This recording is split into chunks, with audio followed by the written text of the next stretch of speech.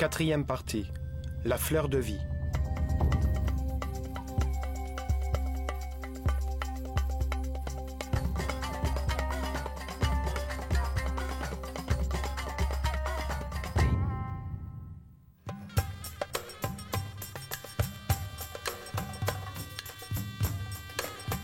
L'Égypte est un pays situé le long d'un seul fleuve. Le Nil coule paisiblement, irriguant sur ses rives une bande de verdure au milieu d'un immense désert. C'est la plus grande oasis dans le plus grand désert du monde. C'est une terre simple, facile à comprendre, avec de grands paysages qui invitent à la contemplation. À tous les points de l'horizon, la pensée se pose sur l'immensité. L'Égypte est le pays du Dieu unique.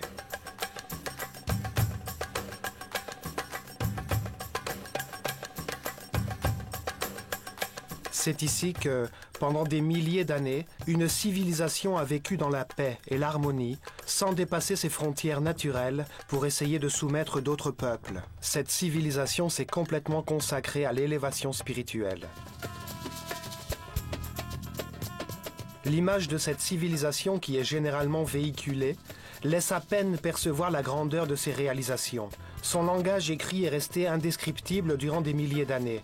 Seulement le niveau le plus fondamental de cette langue a été décodé, celui des symboles phonétiques.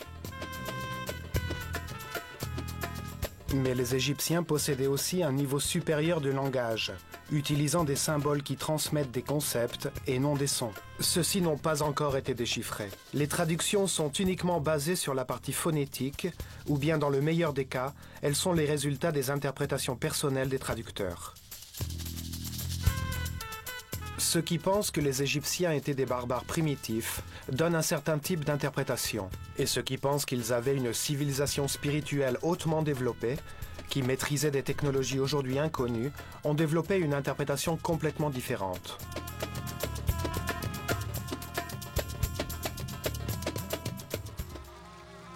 Les théologiens ont été influencés par l'image que le Coran et la Bible donnaient des Égyptiens, comme un peuple despotique et polythéiste.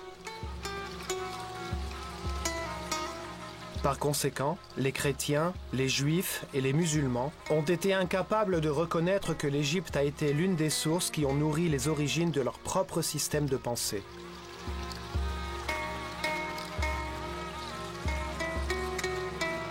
Cette image a été renforcée par la traduction inexacte du mot Néter, comme Dieu ou déesse, quand cela signifiait en réalité la force ou la cause fondamentale de toute chose, le principe divin, la fonction qui ordonne l'univers. Les Néters personnifiaient en réalité le même Dieu. Ils étaient une façon simple d'expliquer au peuple que le Dieu unique, responsable de la création, possédait différentes caractéristiques. Il ne signifiait pas qu'il existe plusieurs dieux. Un homme peut être enseignant, père et mari en même temps, sans devoir être trois personnes différentes. Ils incarnaient les différents aspects du même être.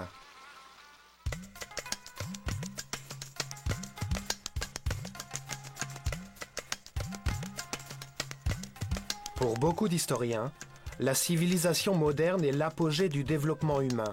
Cette conviction a également contribué à transmettre une image erronée de la civilisation égyptienne, car elle n'admet aucune vérité susceptible de la contredire.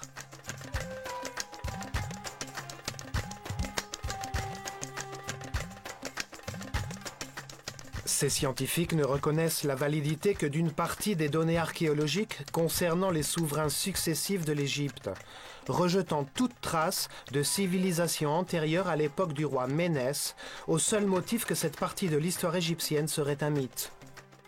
Les chercheurs rationalistes ont aussi contribué à dénaturer l'histoire de l'Égypte, en niant l'existence de sciences et de philosophie avant la civilisation grecque, bien que les grands penseurs grecs soient eux-mêmes allés trouver des réponses à leurs questions en Égypte. Tout cela a participé à véhiculer une fausse image de la culture égyptienne. Les Égyptiens ont été dénigrés et considérés comme un peuple primitif, inférieur au monde civilisé moderne, dont les réalisations se résumeraient à la construction de quelques temples immenses et de solides tombeaux pour leurs pharaons.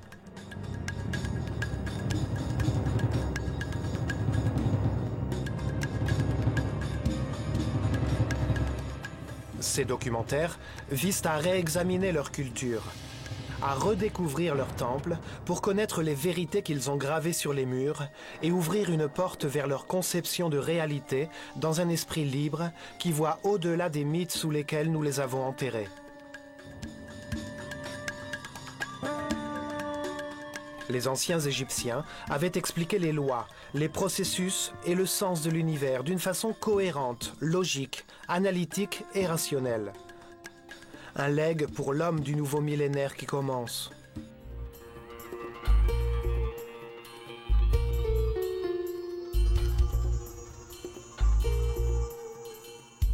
De nouvelles informations refont surface. Les recherches scientifiques et techniques trouvent de nouvelles preuves de l'étonnant niveau de développement technologique des Égyptiens, de la précision de leur construction architecturale, de la grandeur de leurs projets. Leur niveau de développement a été sous-estimé. Notre manque de compréhension de leur technologie ne nous empêche pas de constater qu'ils ont pu déplacer des poids extrêmement lourds sur de longues distances, qu'ils ont su extraire, sculpter et assembler des roches granitiques et des plaques de diorite avec une minutieuse précision qui requiert aujourd'hui l'usage de foreuses et d'instruments ultrasoniques. Leurs constructions sont mathématiquement si précises que la base de la Grande Pyramide, qui occupe 5 hectares, a une inclinaison de 8 mm seulement.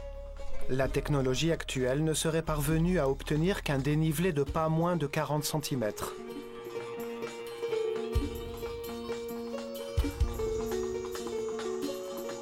Leur système de mesure, basé sur l'homme, a permis de déterminer les mesures exactes de la planète et les mouvements du système solaire dans la galaxie. Les informations importantes qu'ils nous ont transmises sur les cycles cosmiques déterminant les cataclysmes périodiques ne peuvent pas être d'emblée écartées comme un simple mythe. Cet héritage fait partie de notre avenir passé.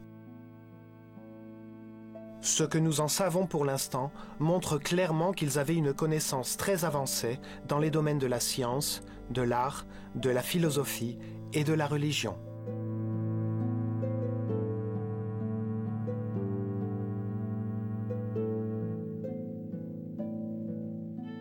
Ils avaient hérité ce savoir d'une civilisation plus ancienne encore, l'Atlantide, qui disparut au moment du déluge universel, dont il ne resta que quelques prêtres qui bâtirent les fondations du cycle dans lequel nous nous trouvons actuellement.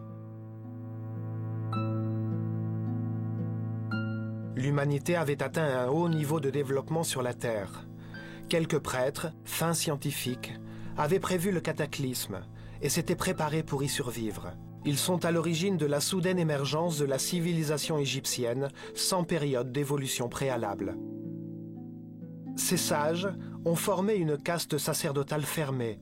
Ils ont construit des temples destinés à la formation de leurs disciples, afin que leurs successeurs guident leur peuple vers un processus d'élévation spirituelle qui durerait des milliers d'années. Ils avaient pour nom les prêtres de l'école des mystères de l'œil d'Horus.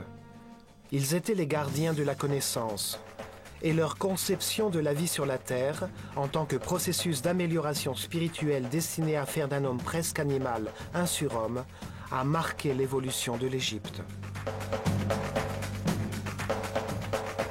Leur vision du progrès, comme la progression de la connaissance sur la Terre, est inestimable pour l'homme occidental d'aujourd'hui, qui considère le progrès comme l'acquisition de confort matériel. L'école des mystères a accéléré le processus d'évolution de quelques initiés, à qui l'on a appris à comprendre la dualité du monde dans lequel nous vivons, un monde de contraste, de lumière et d'obscurité, de peur et d'amour. Ainsi, ils étaient capables de comprendre que, à travers nos différentes vies, nous sommes amenés à connaître ces extrêmes en analysant les conséquences des choix libres et éclairés que nous faisons. Nous pouvons ainsi comparer ces résultats et trouver la vérité. Chaque vie est une étape nécessaire sur le chemin de la connaissance. Les Égyptiens considéraient l'homme comme une référence pour l'univers dans sa globalité. En se comprenant lui-même, il serait à même de comprendre les vérités universelles et de découvrir des aspects du réel. Ce que nous voyons ici-bas est semblable à ce qui se trouve au-delà. Ces prêtres savants enseignaient que tout ce qui existe est le fruit d'un grand esprit, que nous sommes des pensées de Dieu, capables de générer nos propres pensées. Nous composons tous les aspects d'une même réalité. Le tout est unique et l'unique est tout. C'est pourquoi les Égyptiens ont développé leur science, leur art, leur religion et leur philosophie de façon multidisciplinaire, conjointement, sans se laisser aveugler par des spécialisations.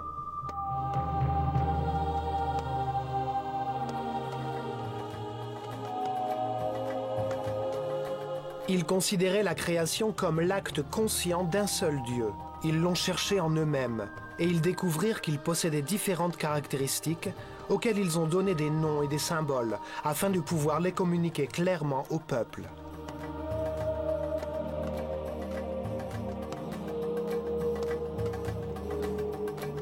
Ils ont appelé Atum le Dieu qui ne s'est pas encore manifesté, qui n'a pas encore créé l'univers et qui n'existe que potentiellement à l'intérieur de lui-même.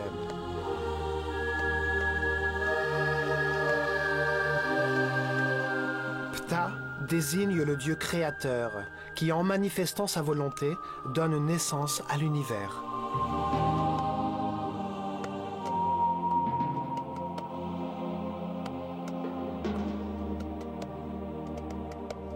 Ils ont nommé Amon le Dieu qui fait l'homme à son image et selon son désir, en lui donnant la liberté de créer grâce à son esprit.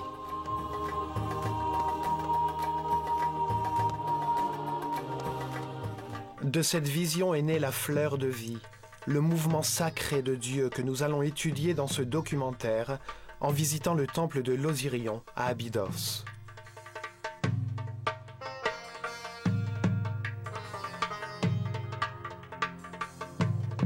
Les temples étaient des instruments de mesure très précis pour retracer les mouvements des planètes.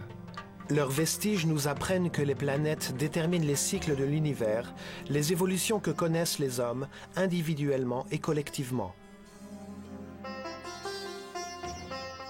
Dans les temples était concentré tout le savoir que les prêtres avaient acquis en s'analysant eux-mêmes, dans une démarche visant la perfection spirituelle. Ils y ont développé simultanément la science, l'art, la religion et la philosophie dans une unité dynamique parce qu'ils pensaient qu'aucun aspect de la réalité ne peut être isolé des autres. Autour des temples, guidés par ces êtres très évolués sur le plan spirituel, a émergé l'une des civilisations les plus développées de l'histoire, dont nous sous-estimons aujourd'hui les réalisations. Il est temps de reprendre possession de cet héritage.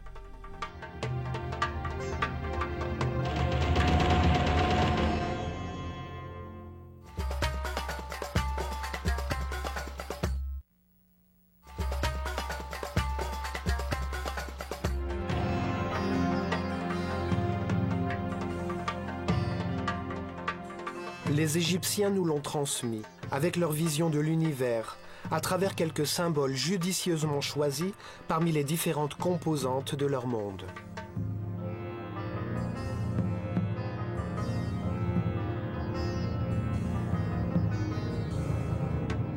L'utilisation d'une image symbolique présente l'avantage d'exprimer une idée d'une façon très simple. Et son sens peut être compris des milliers d'années plus tard, car des images comme celle d'un faucon ou celle d'une posture humaine ne changent pas. Pour les Égyptiens, l'homme s'incarne sur la terre pour décider comment agir vis-à-vis des circonstances qu'il est amené à connaître. En analysant les résultats de ses actions, il apprend et évolue. Le plus important est par conséquent l'action, qui en produisant des effets permet l'amélioration. Le langage est fait pour communiquer sur ses actions. Chaque élément du tout fait une action qui produit des résultats. Chaque élément possède la forme la mieux adaptée pour le type d'action qu'il a à accomplir. Les Égyptiens exprimaient leurs idées par 3 types de symboles ou d'écritures. On les appelle les écritures hiéroglyphiques, hiératiques et démotiques.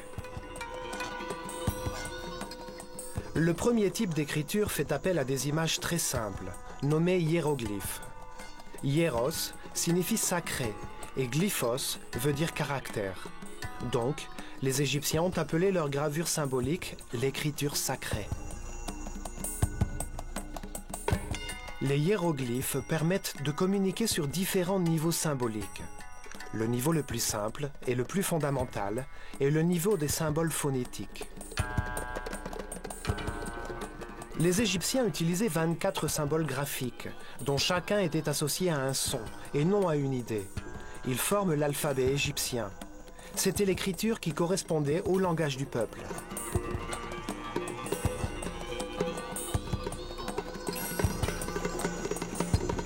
Ce fut le premier alphabet de l'histoire humaine, qui donna ensuite naissance à l'alphabet phénicien, puis à l'alphabet grec.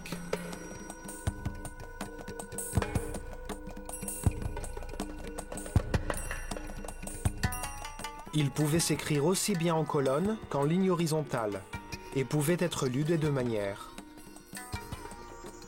Les têtes des personnages symboliques regardent en direction du début de phrase pour indiquer le sens de lecture. Cet alphabet est resté indéchiffré pendant des milliers d'années, jusqu'à ce qu'en 1799, des soldats français amenés par Napoléon trouvent à Rosette, en Méditerranée, une pierre de granit noir datant de la fin de la civilisation égyptienne.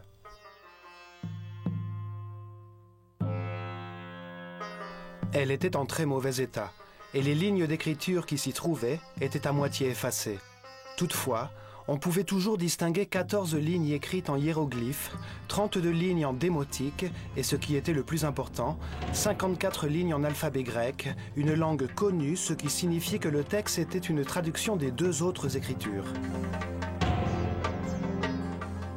Jean-François Champollion, un expert en langue morte, s'est consacré à l'étude des textes gravés sur la pierre. Il découvrit que l'égyptien ancien, comme toutes les langues sémitiques, ne se composait que de consonnes. Les voyelles n'étaient utilisées que dans la langue orale, pour indiquer des formes grammaticales. En 1822, Champollion trouva la clé de l'énigme en comparant 2 cartouches de hiéroglyphes du texte. Il retrouva l'une d'entre elles sur une stèle circulaire dans l'île de Philae, contre le 2e pylône du temple d'Isis, dont on savait qu'il contenait le nom du pharaon Ptolémée VI. 2 hiéroglyphes désignant les noms des 2 derniers pharaons d'Égypte, Ptolémée et Cléopâtre, furent retrouvés. Cela permit le décodage et l'identification de l'alphabet qui se trouvait sur la pierre. La prononciation des mots grecs dans l'ancienne langue copte, parlée par les Égyptiens chrétiens, a aidé à reconstituer une prononciation semblable à celle des Égyptiens de l'Antiquité.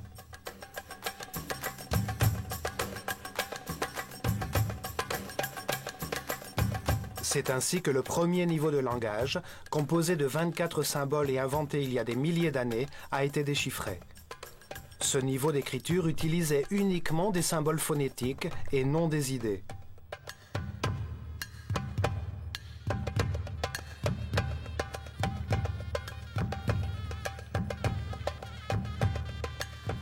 Mais, dans cette même écriture hiéroglyphique, il existait un niveau supérieur de communication.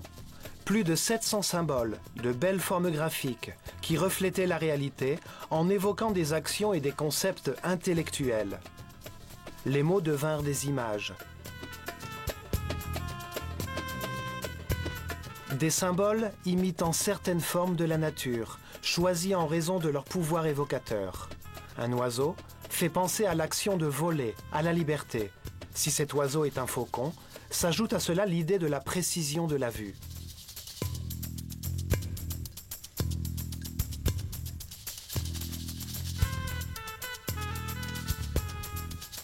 La représentation d'un œil fait songer à la faculté de voir. Chaque symbole est conçu pour rappeler à la conscience les effets de l'objet qu'il représente.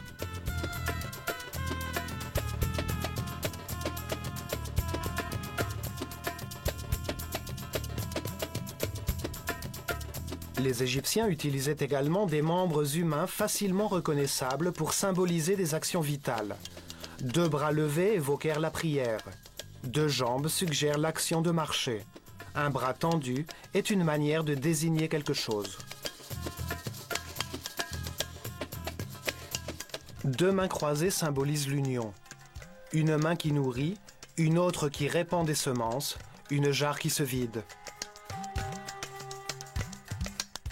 Il y avait aussi des symboles qui représentaient des objets artificiels qui, mis en action, produisent certains effets. L'instrument indique le type de travail qu'il permet de réaliser. Une charrue, un râteau, un filet. En plus des hiéroglyphes, il existait une deuxième forme d'écrire, appelée hiératique. Elle était utilisée uniquement pour les communications officielles et commerciales. La troisième forme d'écriture n'est apparue qu'à la fin de la civilisation égyptienne, quand vers 700 avant Jésus-Christ, les scribes qui copiaient les textes anciens ont davantage simplifié les symboles hiératiques, jusqu'à former une écriture presque sténographique. Elle fut appelée démotique.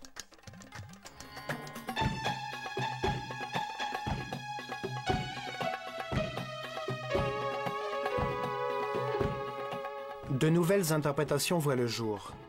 Elles permettent de comprendre que les mythes et les symboles utilisés par les Égyptiens n'étaient qu'une manière simple de communiquer leur savoir, d'exprimer leur conception de la réalité.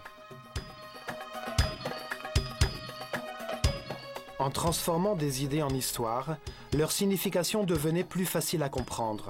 Les sages savaient que donner des informations qui ne sont pas comprises est un exercice inutile.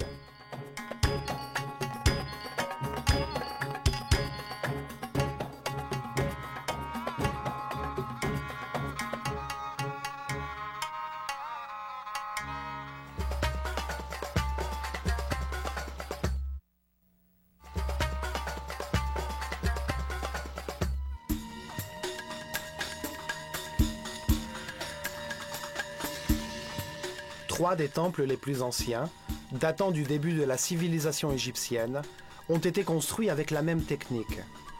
Ils ont le même style massif, simple et lourd, qui n'a plus jamais été utilisé par la suite dans toute l'Égypte.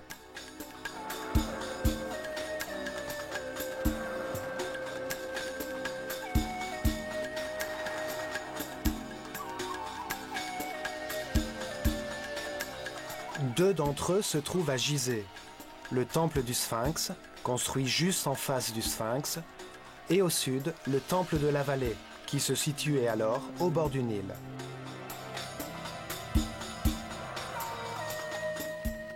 Le troisième est l'imposant temple d'Osirion, construit à Abydos.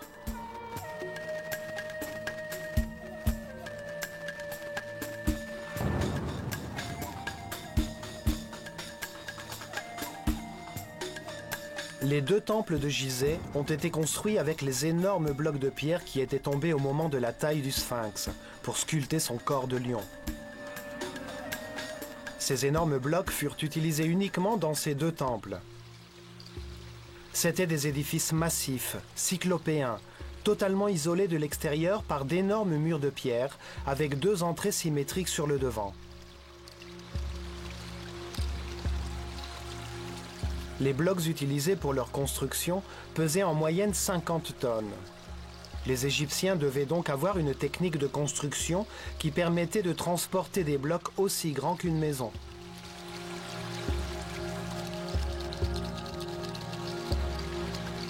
En outre, ces blocs n'étaient pas réguliers. Ils étaient tous différents. Mais leurs côtés, taillés sous des angles différents, s'emboîtaient les uns les autres avec une précision millimétrique. Une autre caractéristique de ces temples est que les blocs d'angle étaient taillés d'une façon particulière. Chaque bloc d'angle fait partie des 2 murs contigus afin que l'énergie de l'édifice puisse circuler sans interruption. Dans certains cas, cela voulait dire tailler un bloc sur plus de 30 cm pour former un coin. La nature ne connaît pas les angles droits. Un coin est une articulation qui permet l'écoulement d'énergie et de liquide.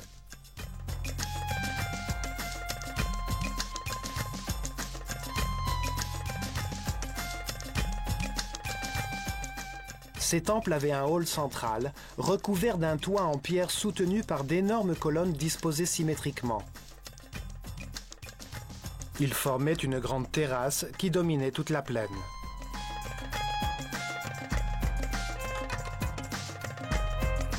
Sur ces murs et ces colonnes, il n'y avait aucun ornement ou hiéroglyphe, et les étages étaient en albâtre. Le jour entrait dans le hall par des lucarnes percées dans le toit. Elles laissaient pénétrer un faisceau lumineux qui éclairait les statues des Néthers, comme celle de Sekhmet dans le temple de Karnak. Ces temples ont été en usage depuis le Zep Tepi, le début du nouveau cycle après le déluge universel. C'est là où se déroulaient les cérémonies d'initiation des prêtres de l'école des mystères de l'œil d'Horus.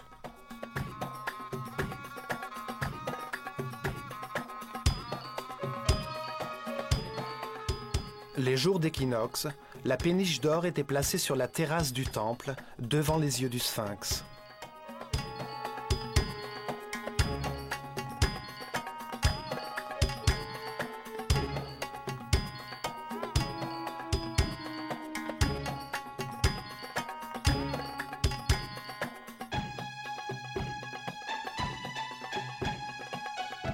C'était le symbole du processus évolutif de l'homme au cours de ses réincarnations sur la Terre et du déplacement du Soleil dans le ciel. Les cérémonies avaient lieu pendant que le sphinx contemplait devant lui le lever du Soleil à l'horizon et, la nuit, les étoiles de la constellation du Lion.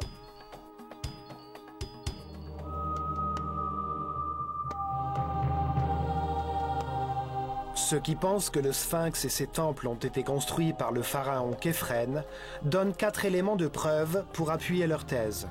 Premièrement, il a été retrouvé dans le temple du sphinx, enterré la tête à l'envers, la célèbre statue de diorite noir de Képhren, représentée avec un faucon sur la nuque.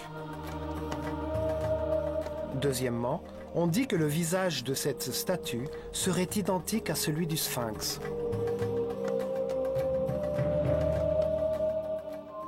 Or, nous avons constaté que ces traits étaient tout à fait différents de ceux de Képhren. Troisièmement, entre les bras du sphinx, une stèle gravée par Thutmosis IV, contenant la syllabe Kef sur une de ses lignes, a été retrouvée bien que cette stèle elle-même confirme que le sphinx a existé là depuis le début des temps nouveaux, depuis le Zep Tepi. Quatrièmement, et en raison des explications précédentes, la construction de la pyramide centrale de Gizeh est aussi attribuée à Képhren. Devant cette pyramide se trouvait un temple, relié au temple de la vallée par un chemin couvert de 500 mètres.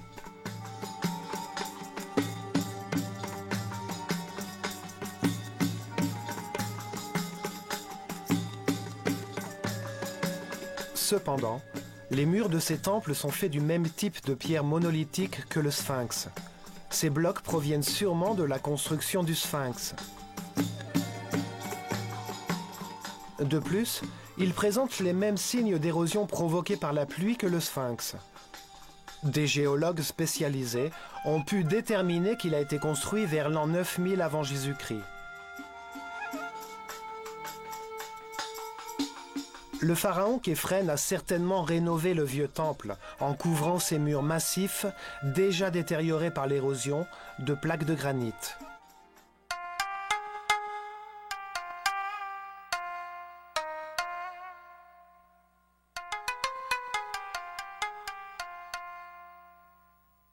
Les Égyptiens avaient divisé la partie fertile, habitable, de l'Égypte en deux grandes régions qui présentaient des différences en raison de leur situation par rapport au Nil. Le delta du fleuve, quand le Nil se jette dans la Méditerranée, forme une vallée fertile appelée la Basse-Égypte. Son symbole hiéroglyphique est une abeille, et le pharaon porte une couronne rouge pour montrer son pouvoir sur cette région. On appelle la bande de verdure, longue et étroite sur les deux rives du Nil, de la frontière avec la Nubie jusqu'à l'embranchement du delta, la Haute-Égypte. Elle est symbolisée en forme hiéroglyphique par un buisson, et le pharaon porte une couronne blanche pour signifier son autorité sur cet autre territoire.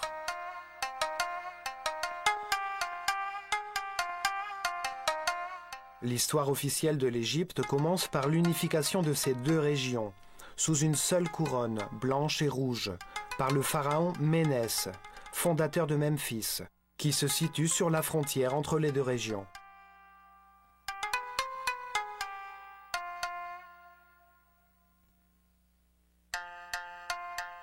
À Abydos, au sud, en Haute-Égypte, se trouvent deux temples, l'un à côté de l'autre.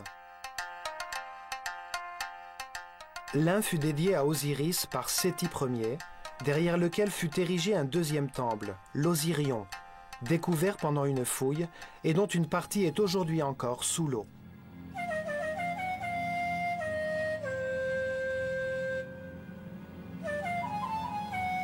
Le niveau de l'eau a d'ailleurs bloqué les travaux de restauration, car l'eau se déverse à l'intérieur du temple plus vite que les pompes ne pourraient l'enlever.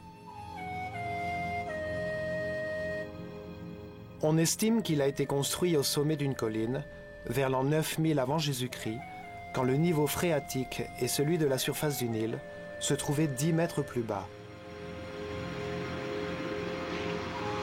Ce fut le premier temple égyptien consacré à l'explication de la vie comme d'un voyage, fait de réincarnations successives qui nous permettent de connaître l'univers, de passer de l'ignorance à la sagesse. Son architecture massive, sans hiéroglyphes, composée de grandes plaques et de pierres extrêmement lourdes, ressemble beaucoup à celle des temples construits devant le Sphinx. Il se compose d'énormes blocs irréguliers, différents les uns des autres, taillés avec une étonnante précision qui forment des jointures parfaites.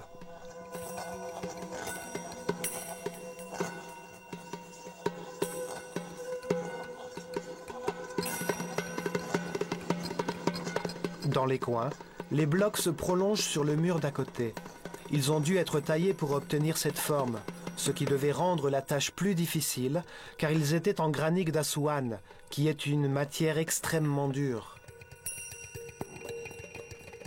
Cela signifie que les Égyptiens possédaient une technique de construction aujourd'hui disparue, à une époque où l'on prétend qu'il n'existait aucun instrument permettant de réaliser des tailles aussi précises, de déplacer ces lourds blocs de pierre et de les assembler avec une telle exactitude. En réalité, la connaissance technique héritée des survivants du déluge a été utilisée dans le cercle limité et fermé d'une organisation secrète de prêtres savants. Les techniques ou les instruments utilisés n'ont jamais été mis à la disposition du peuple, probablement parce qu'il était très dangereux de les confier à des esprits primitifs qui ne maîtrisaient pas leurs émotions et leurs passions. Ou parce qu'ils pouvaient être utilisés seulement par quelqu'un qui était dans une harmonie parfaite avec l'univers, de par sa nature sonique ou psychique, différente des forces mécaniques développées par l'homme moderne. Le temple a une forme rectangulaire, avec une plateforme entourée d'eau, surélevée au centre, avec des escaliers des deux côtés qui sont aujourd'hui à peine visibles à cause de l'eau. Sa forme symbolise le mont originel qui a émergé quand les eaux se sont retirées après le déluge, quand les sages ont débarqué pour donner naissance à une nouvelle civilisation en Égypte. Ce temple commémore le Zep Tepi, le temps du commencement de la nouvelle civilisation, vouée à l'amélioration spirituelle. 10 colonnes de pierre massive, chacune découpée dans un même bloc de granit rouge de plus de 100 tonnes, soutenaient un imposant portique sur lequel reposait un toit en pierre. Le long du canal, 16 sanctuaires abritaient des symboles sacrés. Ils sont maintenant immergés sous l'eau stagnante.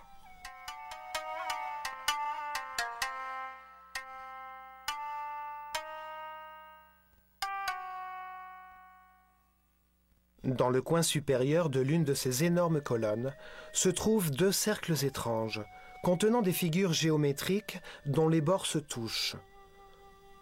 On dirait que le granit a été brûlé pour y imprimer de fines lignes circulaires.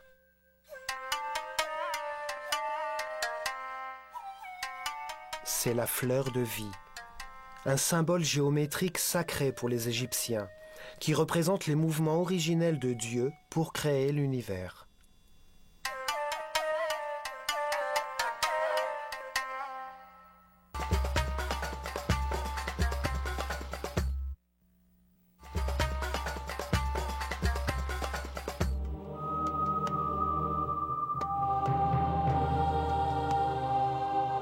La fleur de vie est un symbole ésotérique égyptien qui décrit la géométrie sacrée à l'origine de l'univers et qui détermine les processus naturels comme les mitoses des cellules ou le mouvement du soleil et des planètes.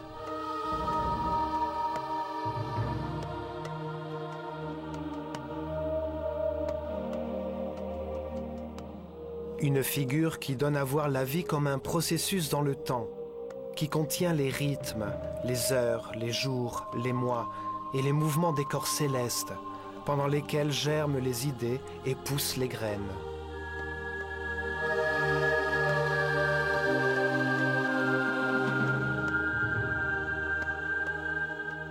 La fleur de vie représente le moment où Dieu met sa volonté en action, quand sa conscience se réveille pour créer l'univers, quand il abandonne son état de repos, de non-égo, de non-être, de vide et d'obscurité.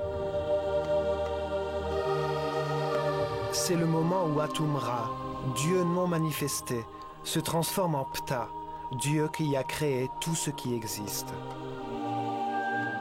Le Fiat Lux est le moment où naît la fleur de vie et où tout commence, le début du premier cycle.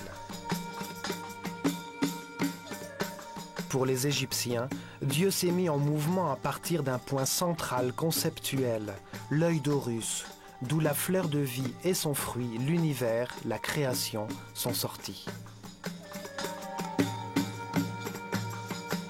Ce point est le point de référence du mouvement. C'est le point de départ de la géométrie sacrée, à partir duquel Dieu a créé le premier espace virtuel de l'univers.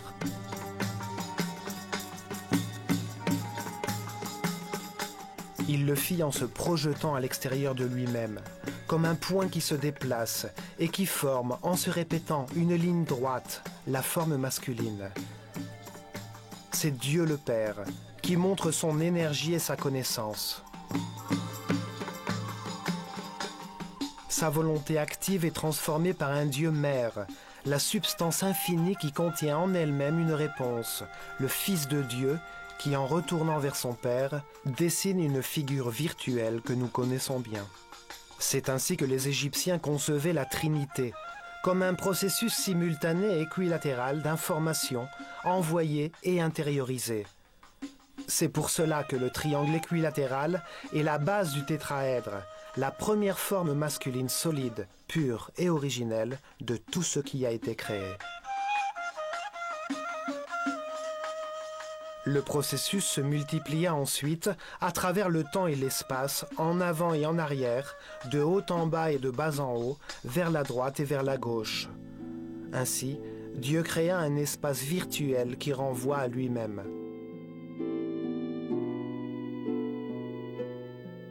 Simultanément, le volume que nous percevons, autour du point de départ, se mit à tourner, faisant apparaître le principe féminin, la sphère. Un espace passif, sans tension, dont tous les points renvoient au centre, à l'œil d'Horus. Cette sphère est l'utérus qui contient tout, la substance de tout volume et de toute forme. C'est une expression d'unité, de totalité et d'intégrité. Aucun point sur sa surface n'est plus important que les autres, et ils sont tous équidistants de son centre d'énergie, d'où ils proviennent tous.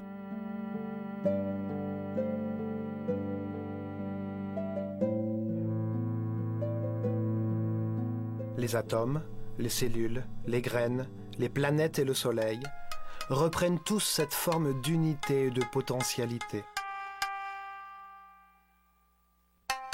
La première sphère virtuelle contenait les 5 modèles de polyèdres réguliers, des solides dont tous les côtés et tous les angles sont égaux.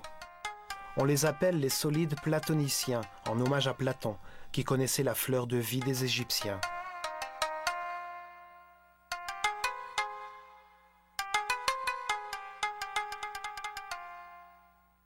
Ce sont les fondations, les briques avec lesquelles tout l'univers s'est construit. Ils symbolisent les 5 éléments de la nature. Le feu, la terre, l'air, l'esprit ou l'éther et l'eau.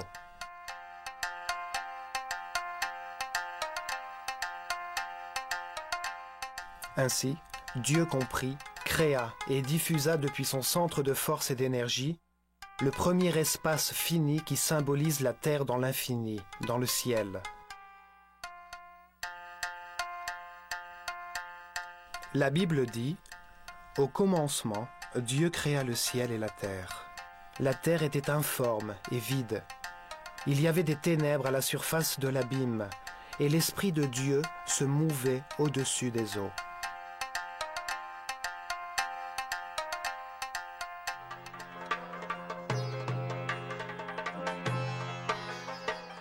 Il fit alors son premier mouvement, du centre de la première sphère jusqu'à son bord, le périmètre de l'espace.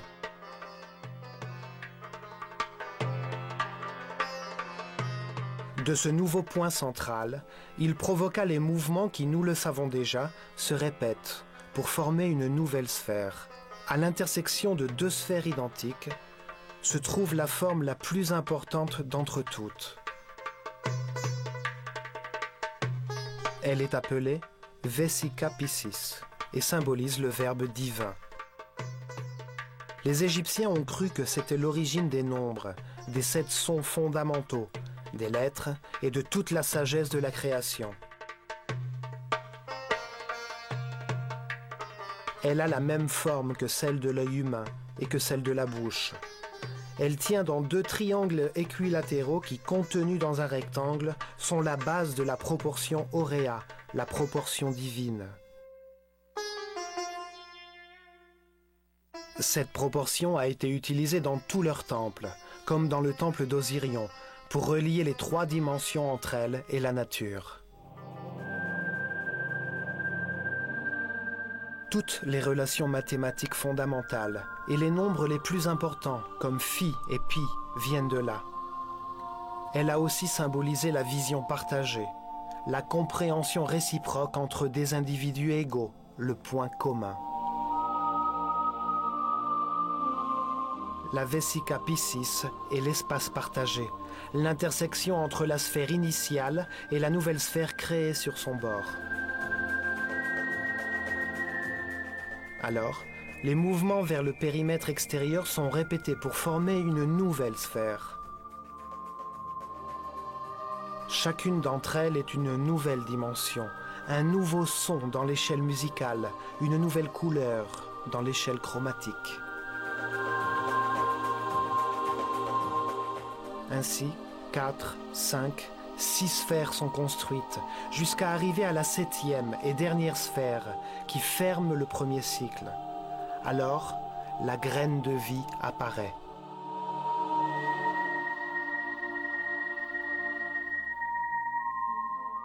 Sept sphères, 7 jours de création, 7 notes musicales, 7 couleurs, 7 couches de muscles dans le cœur, 7 chakras, 7 systèmes de glandes endocrines.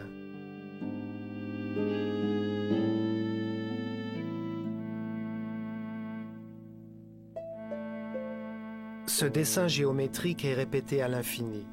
C'est la base de tout ce qui existe. Sur ce fondement, la nature fait grandir les fleurs, crée 2, 4, 8 cellules primaires à partir d'une seule et construit le corps humain ou les galaxies de la même manière. En se développant dans une spirale éternelle, elle crée de nouvelles sphères. Au bout de 3 tours, la 19e sphère se forme et avec elle apparaît la fleur de vie. Ce dessin géométrique prend la forme d'une fleur, mais il est en même temps un processus éternel. Il contient les harmonies musicales, le prisme de la lumière, la matrice de la croissance des tissus vivants.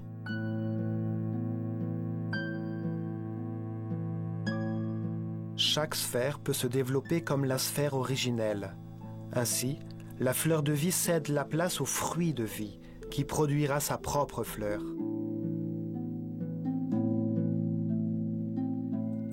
Chaque sphère contient 5 solides platoniciens. C'est l'union des énergies masculines et féminines, des droites et des lignes courbes, des 2 matrices géométriques qui sont à la base de toute la réalité.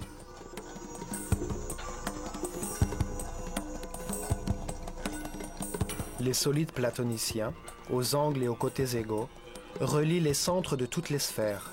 C'est ainsi que se forment le tétraèdre, le cube, l'octaèdre, l'icosaèdre et le dodécaèdre.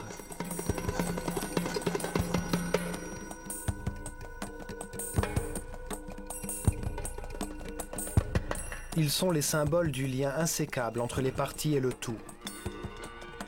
Ils forment un principe d'unité géométrique de toutes les formes, dans leur grande diversité. Toutes les matrices, toutes les formes et toutes les structures qui existent dans la nature, depuis la plus petite particule jusqu'à l'univers entier, en passant par les formes de vie perceptibles à l'œil humain, tout cela suit une matrice géométrique qui nous révèle la nature de chaque forme.